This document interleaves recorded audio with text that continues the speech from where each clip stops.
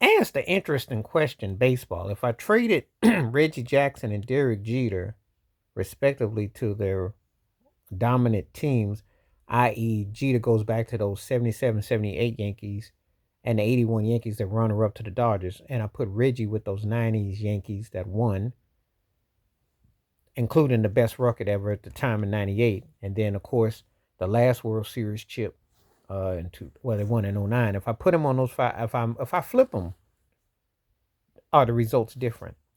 And it's two different positions and players, but both of them were big Mr. Octobers, if you will. If I was to flip them, Jeter's style,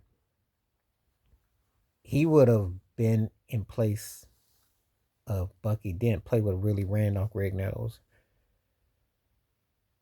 Chris Chambliss, I think, and with Thurman Munson. Jeter would have fit in good. Um, they were they were great. In actuality, you could make the case that they were kind of there was a similarity with what he had in the '90s in a way, because actually that style would have actually worked with the combination of him and Willie Randolph. Would have been interesting had he got to play in that back-to-back years. Now, him and Billy Martin would have been intriguing. Would have been intriguing. It's a difference between Joe Torre and Billy Martin, but it would have been intriguing. It would have been interesting how that thing would have jumped off, how the egos would have flared and what have you. But I think Jeter, obviously with Steinbrenner, at either way, I think he knows how to play on a high level market. So I think his style would have worked well with what they had at that time, with the talent they had around them. I think it would have worked pretty well. I really do. Now, we put Reggie Jackson with those Yankees teams that won the chips, uh, in the '90s. You take those five, the Jeter one. So if I go from uh, '96 to '09 and all that run, how does Reggie fit? Well, Reggie would have fit great with that, with the comedy of David Wells, and it would have fit good with that one in the '90s.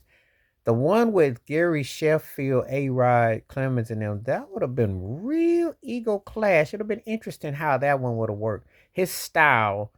And if I take Reggie Jackson, I got Paul O'Neill as a DH. And Reggie, does he shine as bright? Mm, I think that he even shines even better, especially in a home run based era. He got hit in a different trajectory because he was a power hitter, but people's emphasis was on different things. He would have been even bigger because his flamboyance and his demeanor was more aggressive. I think he would have been even bigger. Remember, the Reggie Bar was out in the late '70s, and he was known as by one name. I think he comes along when Jeter did it. They switched places. I think Reggie would be even bigger, in terms of his personality and his persona. And I think they win. Jeter would have fit in. Is there a Jeter bar? Maybe. He had crossover potential. He's always crossover. But without, do they have a sneaker? Because he was Team Jordan. Do they have their Converse?